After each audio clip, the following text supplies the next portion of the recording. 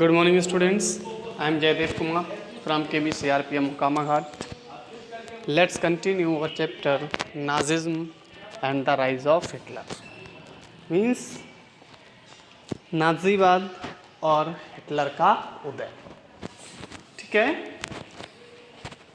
इस चैप्टर में स्टूडेंट्स हमने प्रीवियस वीडियो में डिस्कस किया था कि कैसे हिटलर ने जर्मनी की सत्ता अपने हाथ में आते ही कैसे हिटलर जर्मनी का चांसलर बनते ही जर्मनी में जो लोकतंत्र था, जो डेमोक्रेटिक सिस्टम था, कैसे उसने धीरे धीरे उसे ख़त्म कर दिया और जर्मनी में किस तरह से उसने डिक्टेटरशिप यानी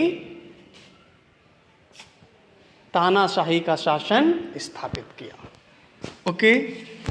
अब स्टूडेंट्स हम इस चैप्टर में जो नेक्स्ट टॉपिक डिस्कस करने वाले हैं वो है द नाजीज वर्ल्ड व्यू, यानी नाजियों का विश्व दृष्टिकोण.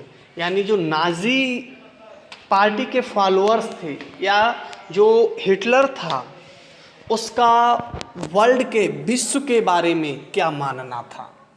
यानी ऐसे लोग जो नाजिज्म को फॉलो नहीं करते थे, ऐसे लोग जो नाजीवादी विचारधारा से अलग थे, उनके बारे में हिटलर का या नाजियों का क्या मानना था. ठीक है. तो स्टूडेंट्स हम बात करते हैं नाजियों के विश्व दृष्टिकोण के बारे में. तो सबसे पहले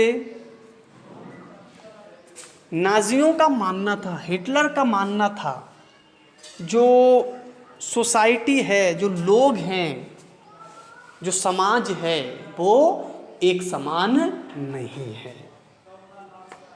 वो अपनी नस्ल के आधार पर, रेशियल के आधार पर, अपने जाति के आधार पर, अपने समुदाय के आधार पर ऊंचे और नीचे हैं, ऐसा नाजियों का मानना था. यहाँ देखिए लिखा हुआ है, according to the Nazi ideology there were no equality between people और सोसाइटी. यानी नाजियों का क्या मानना था कि लोगों में और या समाज में कोई समानता नहीं होती है. दे आर बेटर, वे सर्वोच्च हैं, और बैड या वो बेकार हैं अकॉर्डिंग टू रेशियल. अपनी जाति, अपने समुदाय के अकॉर्डिंग उनमें ऊंच नीच का भेदभाव है. ऐसा हिटलर या उसके जो फॉलोअर्स थे, अनुयायी थे, यानी जो नाजी थे, उनका मानना था. ठीक है. According to Nazi ideology blonde means गोरे, श्वेत, जो जनरली आपको यूरोपियन कंट्रीज़ में दिखेंगे जिनकी आइज़ ब्लू होती हैं और जो हेयर होते हैं वो गोल्डन ब्राउन होते हैं, उनको क्या कहा जाता है स्टूडेंट्स? ब्लॉन्ड कहा जाता है, जिसे हम गोरे या श्वेत भी कहते हैं. तो वही देखिए यहाँ लिखा हुआ है, according to Nazi ideology blond, blue eyed Nordic Germans were at the top. नाजीवादी जो विचारधारा थी, नाजी को मानने वाले जो लोग थे, उनका मानना था कि ऐसे लोग जो नॉर्डिक जर्मन हैं, यानी ब्लड से ही जर्मन हैं, जिनका जन्म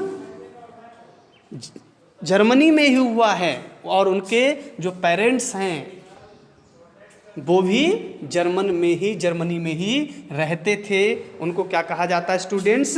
नॉर्डिक जर्मन कहा जाता है. और ब्लॉन्ड और ब्लू आइज, जिनकी आंखें कैसी हैं?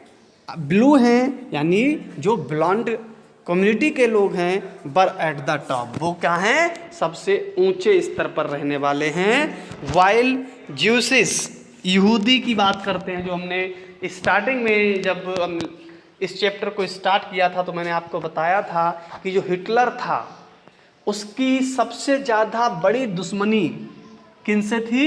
यहूदियों से थी, ज्यूसिस से थी. क्यों? उसका मानना था जो क्रिश्चियनिटी के लॉर्ड थे ईसा मसीह, ठीक है, उनको मारने में इन ज्यूसिस का बहुत बड़ा रोल था। इसलिए हिटलर ज्यूसिस को यानी यहूदियों को अपना बहुत बड़ा दुश्मन मानते थे। इसीलिए नाजीवादी विचारधारा ने, हिटलर की विचारधारा ने, जो ऐसे लोग जिनका उद्भव, जिनकी ओरिजिनिटी जर्मनी से थी, ऐसे लोग जो ब्लॉन्ड यानी ब्लू आइज थे, वो जर्मनी में सबसे टॉप लेवल पे माने जाते थे, जबकि ज्यूसिस को सबसे निम्नतम वर्ग के रूप में रखा जाता था। ये नाजीवादियों का दृष्टिकोण था। ओके, नेक्स्ट स्टूडेंट्स, अगर हम बात करते हैं हिटलर की एक्सपेंशन पॉलिसी से, हिटलर का मानना था कि जर्मनी की जो जनता है, जर्मनी के जो लोग हैं, उनके जीवन को सरवाइव करने के लिए, उनके रहने के स्थान के लिए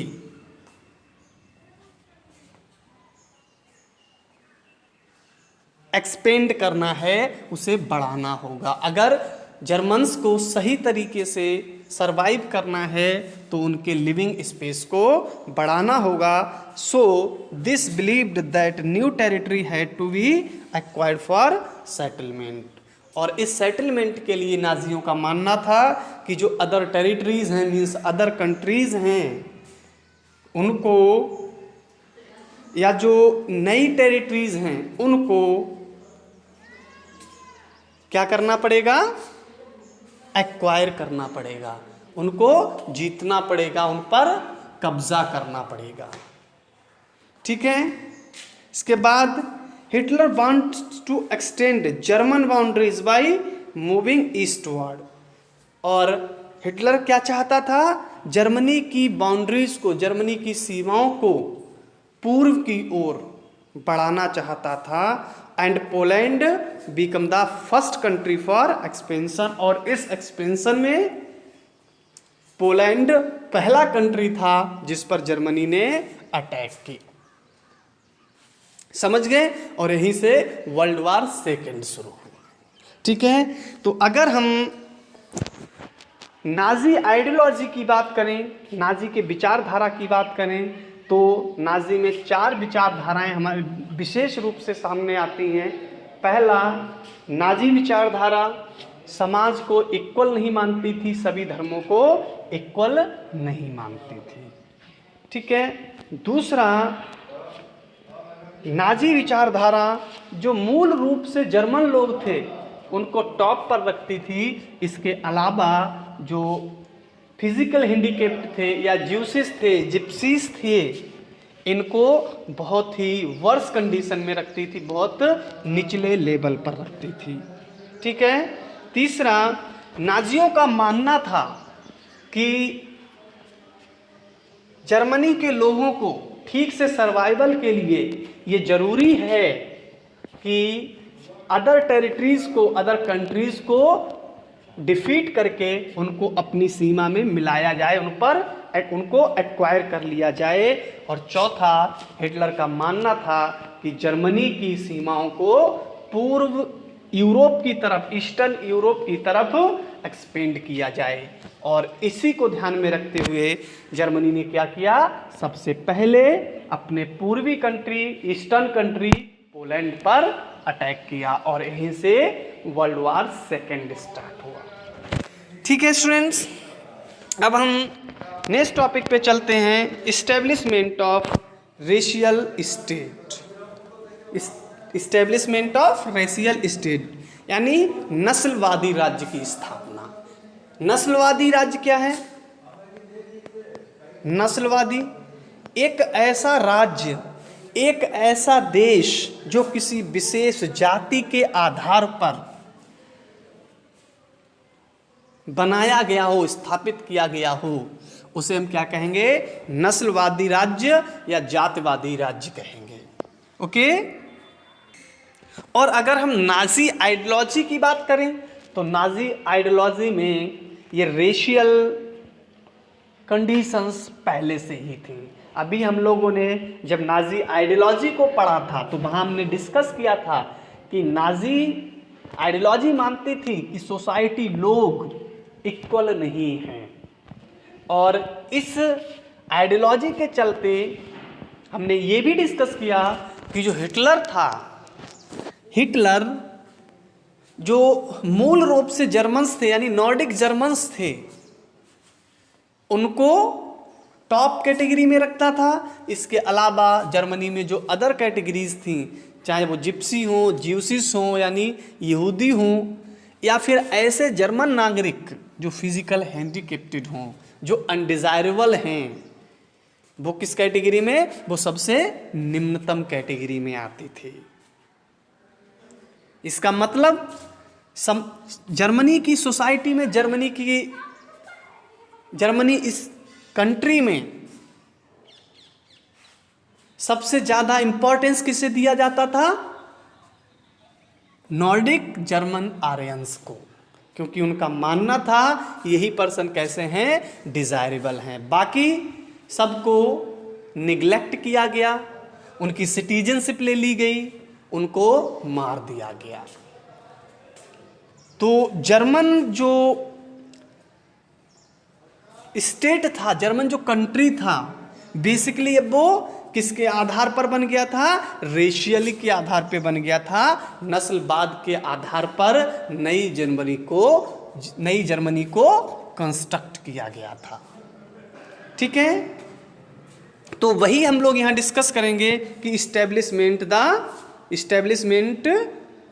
द रेशियल स्टेट, यानी जब हिटलर ने कैसे जर्मनी को एक रेशियल स्टेट के रूप में विकसित कर दिया, इस्टेब्लिश कर दिया। तो देखिए, Nazis quickly began to implement their dreams to create an exclusive racial community to pure Germans by desirable persons. Starting में हमने आपसे डिस्कस किया था कि जो हिटलर था या हिटलर की जो विचारधारा, नाजी आइडियोलॉजी थी, नाजी विचारधारा थी, इनका मानना था कि कोई भी कंट्री, कोई भी नेशन के बिल्डिंग में, किसी राष्ट्र के निर्माण में उस नेशन की डिजायरेबल लोगों का ही योगदान होता है। जो पर्सन डिजायरेबल नहीं है वो राष्ट्र निर्माण में सहयोग नहीं कर सकते। इसलिए हिटलर या नाजी केवल उन लोगों के, उन समुदायों, उन कम्युनिटीज़ के लोगों का राष्ट्र निर्माण करना चाहता था, नेशन बिल्डिंग करना चाहता था, जो डिजायरेबल हैं। इसके अलावा किसी को भी नेशन में कोई इम्पोर्टेंस नहीं था, राष्ट्र के निर्माण में उनका कोई रोल नहीं था। उसका मानना था कोई भी देश नोबिलिटी पावर, महाशक्ति तभी बन सकती है जब उस देश के पास, उस नेशन के पास ज़्यादा से ज़्यादा डिजायरेबल पर्सन होंगे और उनका ज़्यादा से ज़्यादा योगदान होगा। ये हिटलर का ड्रीम था, सपना था। और जैसे ही हिटलर पावर में आया, और यही सपना किसका था, हिटलर का था, कि वो एक ऐसे देश का, एक ऐसे स्टेट का निर्माण करे जिस स्टेट में केवल और केवल डिजायरेबल पर्सन हो। और जैसे ही हिटलर पावर में आया, जर्मनी का चांसलर बना, उसने क्या किया, सबसे पहले अपने इसी ड्रीम को इम्प्लीमेंट करने का प्रयास किया। वो एक केवल और केवल विशुद्ध रूप से जर्मनी में ऐसी शुद्ध रूप से जर्मन और डिजायरेबल लोगों का एक समाज बनाना चाहता था, एक नेशन बनाना चाहता था। ठीक है, Nazi ideology want only a society of pure and healthy Nordic Germans जो नाजी विचारधारा थी वो जर्मन को एक ऐसा स्टेट बनाना चाहती थी जो केवल विशुद्ध, स्वस्थ, नॉर्डिक, जर्मन और डिजायरेबल पर्सन से मिलकर बना हो। बिकॉज दे फेल्ट, उनका मानना था only those person who were seen as worthy, उनका ये मानना था कि ऐसे लोग जो योग्य हैं एंड प्रॉस्पेरिंग, जो उन्नति करते हैं, वही राष्ट्र का निर्माण कर सकते हैं। इसीलिए नाजी आइडियोलॉजी ऐसे ही एक स्टेट का निर्माण करने चाहते थे। सो